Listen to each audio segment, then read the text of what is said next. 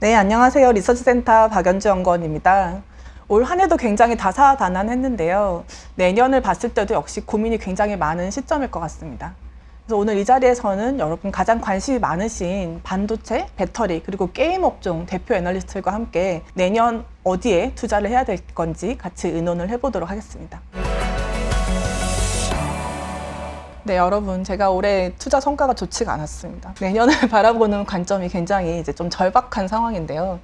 세 분께서 굉장히 업종에 대해서 많이 추천을 하신다고 들어서 내년에 저의 귀한 이 자금을 어디에 투자하면 좋을지 한마디씩 좀 해주신다면. 네, 그 자금을 모두 반도체에 투자하셨으면 좋겠습니다. 모두 다요? 네. 네. 그렇게 생각하는 이유는 이제 반도체는 올 한 해 가장 실적 측면에서 가장 안 좋았습니다. 그래서 내년에는 실적 성장 모멘텀이 가장 강할 것이다 라고 저는 생각하고 있고요. 실적이 안 좋았지만 올 한 해 AI에 대한 기대감으로 또는 일부 실적은 또 AI양 반도체가 견인을 했는데 본격적인 수요 개선에 따라서 지금까지 주가가 다소 하반기 동안 횡보했다면 내년에는 우상향할 것으로 생각하기 때문에 자금을 모두 반도체에 투자하십시오. 네. 섹터가 많이 커져서 반도체와 이제 시가총액 기준으로 경쟁 섹터가 돼버린 것 같아요. 3년 동안. 그러네요. 사실 연간이잖아요. 내년 연말까지 봤을 때는 저는 사실 천천히 분할 매수를 해도 되는 구간이다라고 생각합니다. 반도체보다 더 좋다? 뭐 시점을 어디에 끊느냐가 중요할 것 같은데요. 네, 1년을 봤을 때는? 네, 이제 결국은 단기로는 실적이 굉장히 안 좋을 것 같아요. 한 발 더 나가서는 제가 전망자료 키워드를 적자 생존이라는 단어를 썼습니다. 제가 작년에는 합종연행이라는 단어를 썼어요. 확장 구간이었거든요. 근데 지금은 업황이 너무 급격하게 둔화되다 보니까 생존 게임이 단기적으로 좀 진행이 될 것 같고 경기에 대한 전망도 그렇게 좋지 않은 상황이기 때문에 내년 상반기까지 조금 힘든 구간이 될 것 같은데 그러고 나서 이제 생존자들의 파티가 벌어질 가능성이 좀 있다라고 보고 있습니다. 그래서 산업의 방향성이 훼손됐다라고 보진 않아요. 1년 혹은 25년까지 본다라고 하면 이제 천천히 중장기적으로 분할 매수 정도는 충분히 말씀드릴 수 있을 것 같다라고 생각합니다. 앞서 말씀해주신 두 섹터가 저희 게임과는 비교할 수도 없는 몸집을 가진 섹터이다 보니까 그렇기 때문에 올라갈 수 있는 룸은 압도적으로 많이 남았다. 반도체 같이 무거운 것보다 훨씬 네. 잘 갈 수 있다. 그러니까 올해가 좀 돌이켜 생각을 해보면 생성 AI가 메인 테마였고 거기 안에서도 하드웨어 쪽이었잖아요. 본질적으로 산업이 훨씬 더 커지는 거는 전 컨텐츠다라고 생각을 해요. 그러면 그 다양한 컨텐츠 산업들 중에서도 PQC 모두가 좋아지는 구간, 그럼 가장 앞단에 있는 산업은 게임이다라고 판단을 하고 있고요. 게임 업종을 지금 투자를 확대해야 되다라고 말씀을 드리고 있습니다. 하긴 근데 사실 배터리나 게임은 그동안 굉장히 좀 많이 빠졌다가 이제 회복하는 국면인 거고 반도체는 사실 뭐 그렇게 좋았잖아요. 올해 연초에 굉장히 강하게 미셔서 퍼포먼스 되게 좋으셨고 근데 지금 딱 시점에서는 사실 거의 반도체는 다 사야 된다. 약간 이게 시장의 어떤 평균적인 의견인 것 같기도 해요. 주가 측면에서 그래서 더 업사이드가 있을 수 있나? 그런 고민이 좀 들더라고요. 네, 뭐 시장에서 현재 말씀하신 대로 많은 투자자들이 반도체에 대한 그 의견을 긍정적으로 이미 보고 있었던 것도 사실입니다. 지금까지 투자자들이 좋게 봤던 요인은 바로 AI입니다.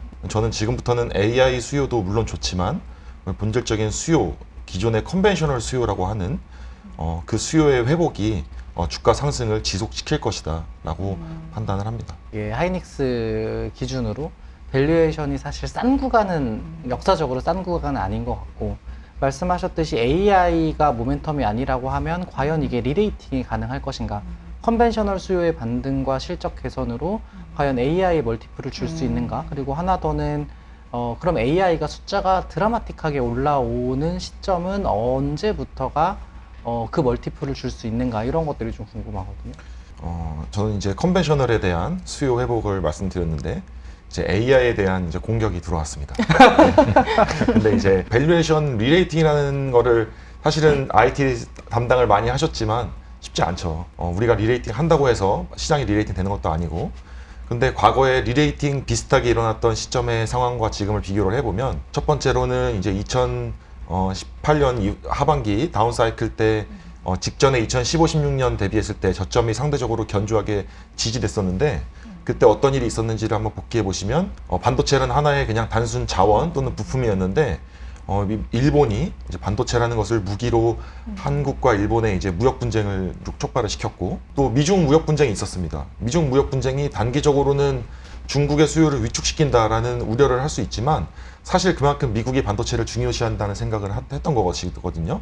그래서 그 일종의 반도체 전략 자산화라는 부분이 밸류에이션 저점을 디디는 요인이었다라고 생각을 하고, 밸류에이션 고점을 돌파했었던 요인은 이제 그 이전 사이클에는 스마트폰과 PC가 유일한 어플리케이션이었다면 그 이후였던 2018년 이후 사이클에는 이제 서버라는 하나의 신규 수요가 새로운 응용처를 담당했던 것이죠. 그래서 수요가 위축이 되더라도 응용처가 2개였던 시절보다는 3개였던 시절에는 조금 더 실적 안정성이나 또는 반도체의 실적 성장성이 더 좋을 수 있다라는 측면에서 밸류에이션 하단 지지는 물론 고점까지 또 트라이했던 거라고 볼 수가 있거든요. 지금 상황과 비교를 해보면 지금은 반도체가 이미 전략자산화 되어 있고, 이제 앞으로 제 짐작컨대 배터리 담당하시는 우리 김철중 연구원께서 컨솔리데이션을 언급하실 거라는 저는 감이 오는데, 이미 반도체 컨솔리데이션이 끝났죠. 과점화가 끝났고 그 업체들이 다 같이 공급을 줄이기 시작했습니다. 역사상 반도체의 제한적인 그 공급자들이 공급을 줄인 것이 처음이기 때문에 저점은 이미 일명 리레이팅이 됐습니다. 마찬가지로 지난 사이클의 고점을 돌파했던 것처럼 이번에도 저는 컨벤셔널 수요가 이제 실적 성장 측면에서의 도움을 줄 걸로 생각을 하지만 이제 AI라는 수요가 본격적인 상향을 돌파하는데 기여할 것이다 라고 생각합니다. 실제로도 콘솔리데이션에 대해서 많이 물어봤어요. 제가 보고서를 쓰면서 반도체 과거에 어떻게 콘솔리데이션이 됐는지에 대한 질문도 많이 했었는데, 결국은 제 생각엔, 잘 모르지만 제 생각엔 이렇게 수요의 컨벤셔널 수요가 올라오고 AI 수요가 올라오면 지금 공급 조절한 플레이어들 중에 누군가는 또 갑자기 엑셀을 밟으면서 공급을 늘릴 가능성도 여전히 있다라고 생각을 하는데, 실적이 좋아질 게 지금 컨센서스인 거잖아요. 안 좋아지는 게 컨센서스일 때는 다 같이 감산을 한 역사적 처음 사건이 있었던 거고, 근데 지금 이런 시장 분위기가 되면 과연 이 플레이어들 중 삼성전자, 하이닉스, 디램 기준으로 이제 마이크론 중에 혹은 누군가가 이 물량을 다시 밀어낼 가능성에 대해서는 혹시 어떻게 생각하시나요? 맞습니다. 그러는 것이 사실은 지금 투자자들이 어떻게 보면 우려하는 상황의 하나긴 한데요. 마찬가지로 과거와 지금의 이제 차이를 비교를 해보면 삼성전자와 SK 하이닉스, 마이크론 이 3사가 모두 적자 또는 그 중에서도 가장 안정적이었다고 판단되는 디램이라는 사업 부분에서 30%가 넘는 적자를 경험한 것이 이번이 처음입니다. 설비 투자 또는 공급 증가에 대한 경쟁이 일부 촉발될 수는 있지만 아마 그 강도가 과거 대비는 크지 않을 것이다. 설비 투자는 사실은 어떻게 보면 이익을 기반으로 해야 되잖아요. 근데 이익이 없는 상황이기 때문에 일부 업체, 삼성전자를 제외한 일부 업체는 설비 투자를 할 금액 자체가 없습니다. 지금 그런 상황에서 투자 자체가 제한적일 수 있다라는 부분이 좀 제가 말씀드리고 싶은 부분입니다. 그 디램은 그런 것 같은데, 이게 낸드 쪽은 아직은 그런 상황은 아닌 것 같고, 제가 알기로는 최근에 이제 웨스턴 디지털 뭐 이런 업체들 합병이 이제 무산됐던 거죠. 네. 이제 그래서 이제 콘솔리데이션에 실패하는 상황이 발생을 했고, 그때 제 기억으로는 같이 세미나 갔었는데 이제 그 질문들이 있었던 것 같아요. 이렇게 되면 가장 잘하고 있는 삼성전자가 낸드 쪽에서 엑셀을 밟는 거 아니냐, 누군가를 죽이기 위해서. 그래서 디램이랑 조금 다른 상황일 것 같아서 낸드 쪽 상황은 어떤지 혹시 여쭤봐도 될까요? 네, 이것도 이제 과거에 이제 반도체 업종에서 컨솔리데이션이 일어났었죠.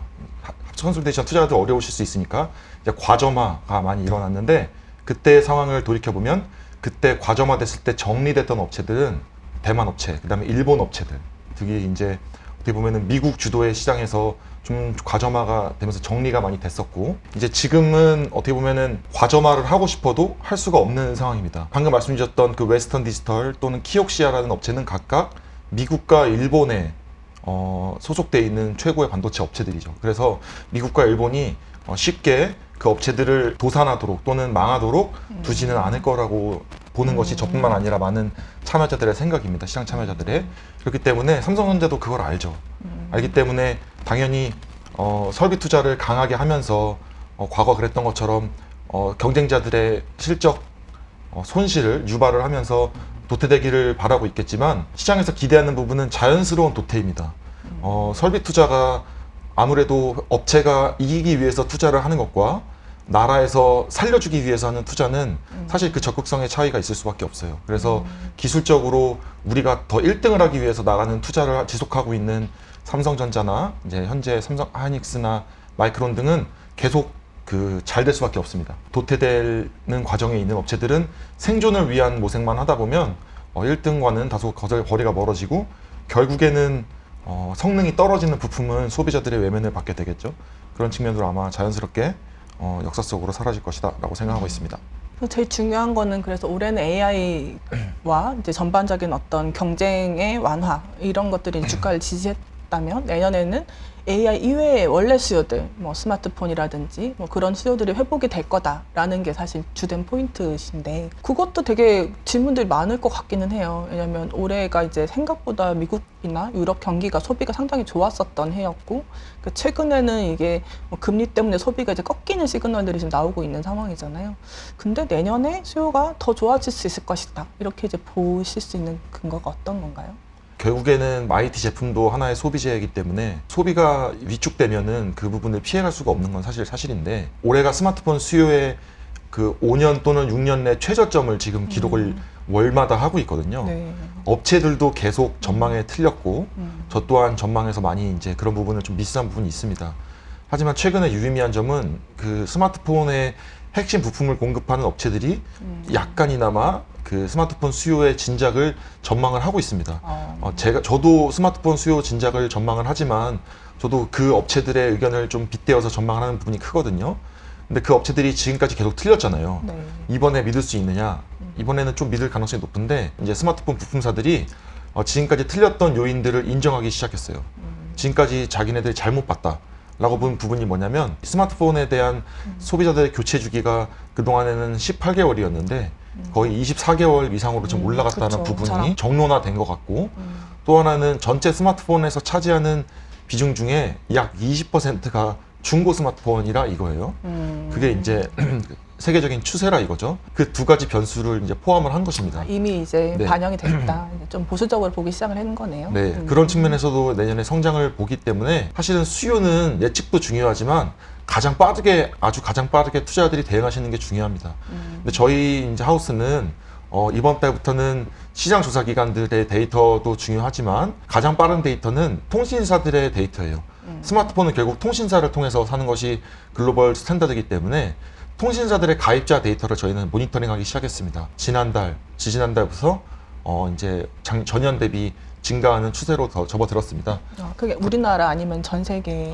중국 3대 통신사입니다. 중국에? 네, 중국 3대 통신사는 월마다 그 가입자를 공개를 하는데 네네. 그 부분을 고려했을 때 수요가 보수적인 측면에서 봐서도 증가하고 있다. 그리고 가장 빠르게 대응하기 좋게 데이터가 나오고 있다라고 말씀드릴 수 있을 것 같습니다. 김영건 연구원 말씀만 들으면 막 100%또 반도체를 사야 될 것 같지만 우리 배터리랑 게임도 좀 나눠 사면 어떨까 싶기는 한데 그거에 대해서 좀 어떻게 생각하세요? 이 두 연구원의 주장에 대해서? 네. 저도 사실은 마음 같아서는 반도체만 투자하시라고 말씀드리고 싶지만 분산 투자의 관점에서는 배터리와 게임도 같이 투자해야 된다는 생각하고 있습니다. 그런 측면에서 하나의 배터리 분야에 궁금한 점이 있다면 리튬이라는 아주 이제 우리가 이제 흰색 석유라고 하는 그 자원이 배터리 업종에 있어서는 원가이자 판가이잖아요. 리튬 가격이 많이 하락을 하고 있는 상황인 것 같습니다. 그러면 배터리 업종에서 실적 측면에서나 또는 모멘텀 측면에서 어떻게 영향을 미칠지에 대한 연구원님 생각이 궁금합니다. 판가랑 원가는 어차피 이제 시계열의 차이이기 때문에 이제 그 스프레드는 왔다 갔다 한다라고 생각을 해요. 근데 이제 문제는 이게 P와 C에만 영향을 주고 있는 게 아니고 Q에도 영향을 주고 있는 게 문제입니다. 저희가 상반기까지는 P보다는 Q를 좀 많이 보자. 왜냐하면 그 P가 빠지는 건 중국 업황 때문이고 우리나라는 Q가 문제가 없다라는 걸 제가 강조를 드렸다면 지금은 무슨 구간이냐면 리튬 가격이 오늘 빠지면 다음 분기에 배터리 가격이 또 빠집니다. 근데 오늘 5%가 빠지는 걸 보고 자동차 업체들이 배터리를 이번 분기에 살 이유가 전혀 없어지는 거예요. 무슨 말을 드리고 싶냐면 판가가 Q를 끌고 내려가는 구간이 3분기부터 진행이 되고 있습니다. 그래서 단순히 판가와 원가의 문제라기보다는 수요를 계속 이연시키는 아마도 반도체에서도 가격이라는 그러니까 디램 가격이나 스팟 가격도 이런 식으로 이제 빠지는 경우가 많고 오르는 경우도 많고 그래서 지금은 그런 구간이기 때문에 단기적으로는 사실 예상 대비해서 너무 급격하게 리튬 가격이 빠집니다. 제가 전망 쓰고 나서 거의 20%가 빠진 것 같은데 진짜요? 네, 그래서 굉장히 급격하게 단기 다운 사이클이 진행이 되고 있다고 말씀드리고 조금만 중장기로 말씀드리고 싶은 건 과연 리튬 가격이 급락하는 게 산업에 안 좋은 이슈냐 라는 걸 고민했을 때 결국은 저희가 중장기로 기대하는 건 이제 앨런 머스크도 25,000불짜리 얘기를 했고 이런 걸로 빨리 가야 되는 거잖아요. 내연기관 차 가격 대비 전기차 가격이 굉장히 싸지면서 소비자가 경제성 관점에서 전기차를 구매하는 구간이 돼야 되는데 사실 그 시점은 굉장히 빠르게 당겨지고 있는 건 맞습니다. 그래서 지금 저는 틀렸습니다. 이미 전망을 2주 전에 썼는데 이미 리튬 가격이 이렇게 빠질지 예상을 못했기 때문에 틀렸지만 문제는 가만히 고민을 하면 이게 골이 깊을수록 준비되어 있는 업체들이 올라오는 속도는 굉장히 빠를 거다라고 생각을 하고 있습니다. 어쨌든 올해 전체를 봤을 때는 배터리 쪽의 밸류에이션이 정말 과거 대비로 해서 가장 많이 올라온 구간이 맞고 추가적으로 제가 생각을 했을 때 이렇게 올라온 배경에는 어쨌든 앞으로 전기차로 다 전환이 좀 많이 될 것이다 라는 부분이 있을 것인데 4년, 5년 전이랑 비교했을 때는 지금 전기차의 침투율 자체가 10% 이상으로 올라오면서 기존 한 3, 4년 전과 비교를 했을 때 올라갈 수 있는 그 룸이 많이 줄어들고 있는 게 사실인데 2025년도 이후에 밸류에이션에다 고멀티플을 주면서 끌고 올 수 있는 그 주요 근거가 있을지 궁금합니다. 제가 상반기까지 정말 세게 얘기를 했었고 밸류에이션도 이제 리레이팅 구간이다라는 점을 많이 말씀드렸던 근거는 말씀하신 게 정확해요. 수요 예상치를 저희 하우스에서 3년 내내 상향 조정을 했습니다. 저희가 25년 판매량을 1200만 대 봤었어요. 코로나 직전에. 근데 실제로 지금 추정치는 2400, 2500만 대까지 올라갔거든요. 이게 무슨 말이냐면 어차피 판매량은 저희가 정확히는 모릅니다. 근데 수요 예상치가 올라가기 때문에 업체들이 증설을 해요. 증설을 하는데 부족하고 자금 조달을 해야 되기 때문에 중장기 공급 계약 같은 뭐가 나온대더라. 뭐가 나오고 주가가 팡 튀고 이런 것들을 3년 내내 반복을 했던 거예요. 그래서 그게 결국은 리레이팅 고밸류의 이제 본질인데 문제는 지금 저희가 단기적으로는 수요 예상치를 하향 조정을 했습니다. 매크로 상황 반영하고 이번에 3분기 실적 발표 때 뭐 약속이나 한 듯이 자동차 업체들이 전기차 전략을 다 바꿔버렸어요.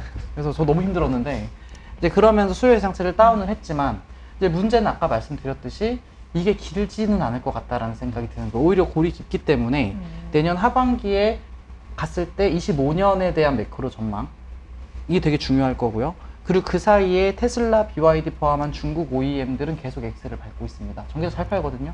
그래서 그런 게 지나고 나면 25년, 26년에 대한 추정치를 내가 굳이 공격적으로 내릴 필요가 있느냐는 지금 고민을 하고 있어요.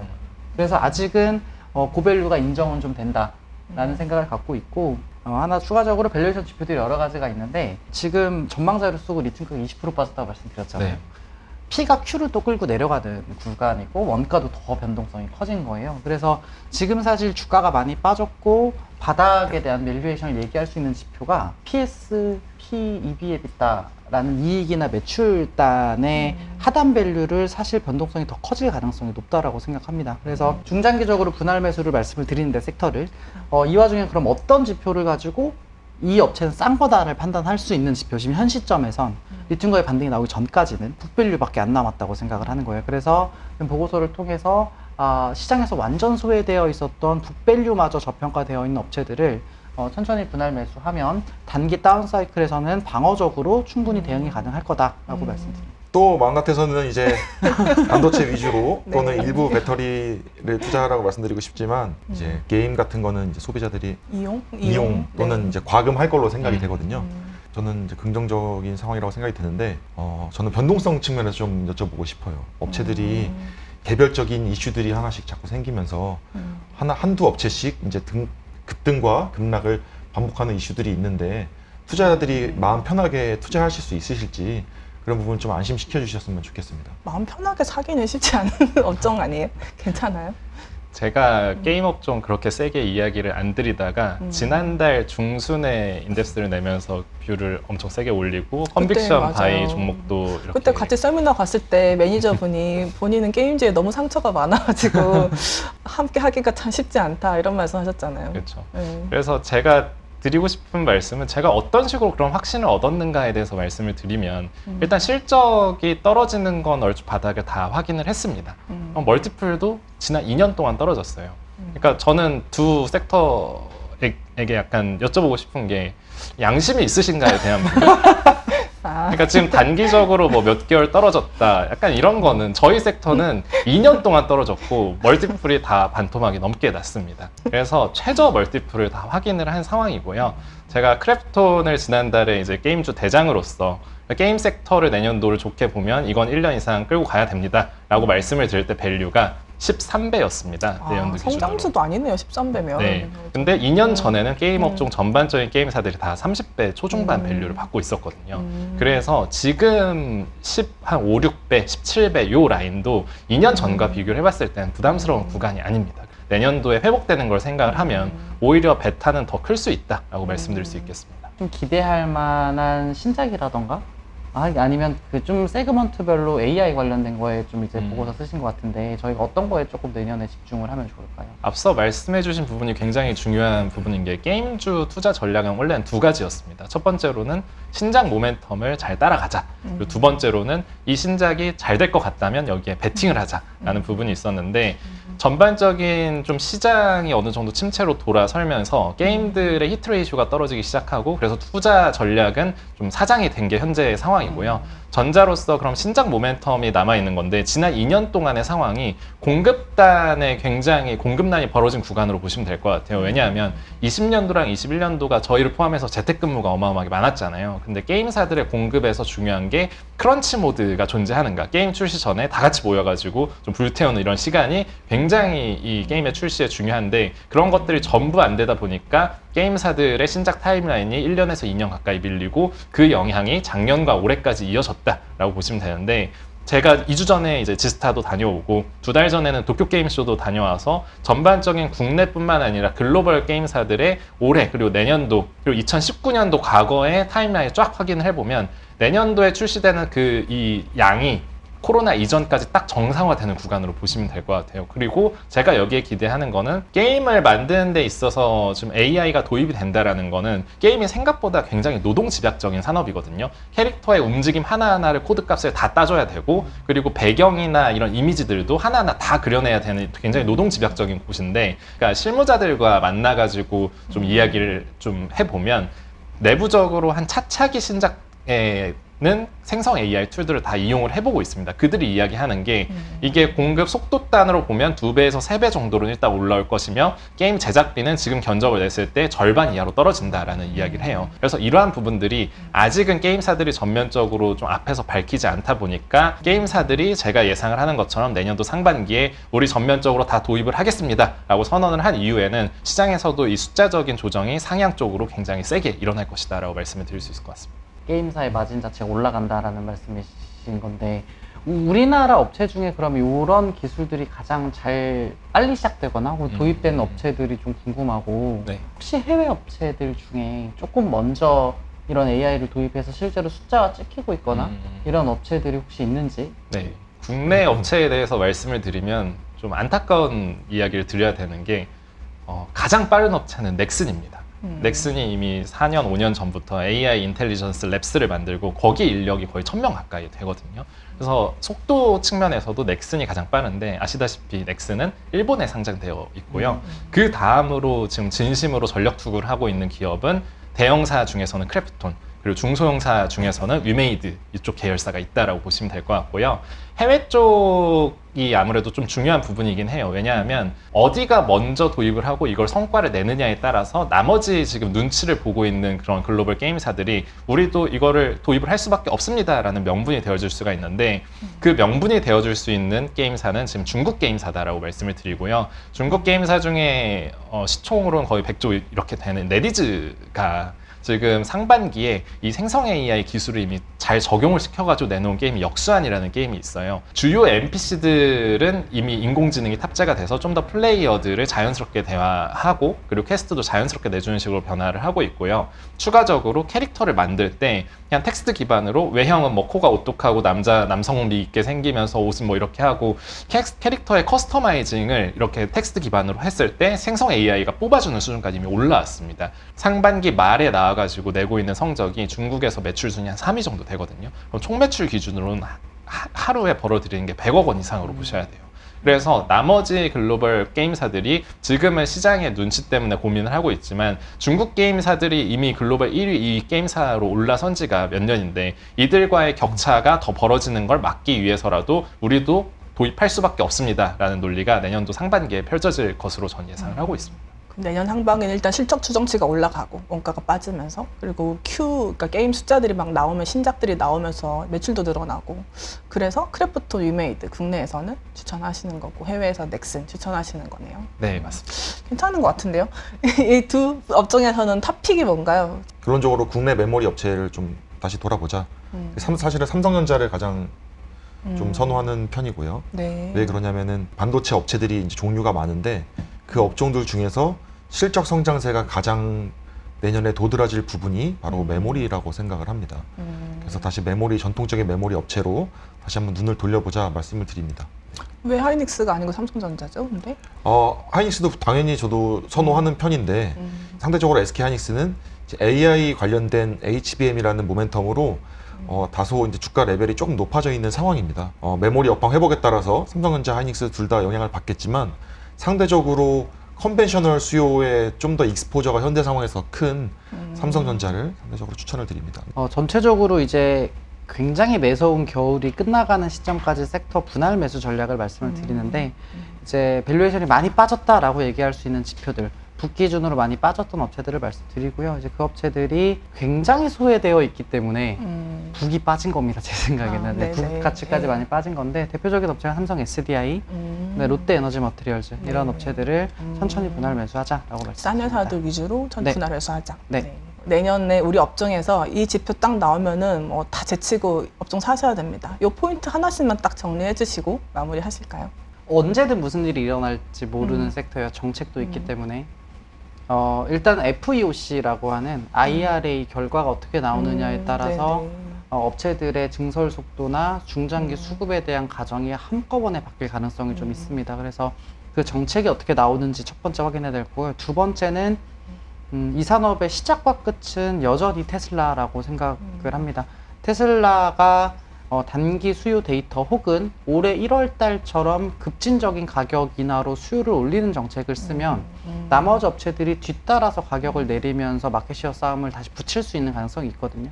그래서 결국 Q의 회복이 중요한데 중요한 건 테슬라의 전략이 되게 중요할 것 같다라고 생각하고 있습니다. 네, 반도체 부분에서는 월 단위로는 스마트폰의 수량 회복을 좀 주목하시면 좋을 것 같고요.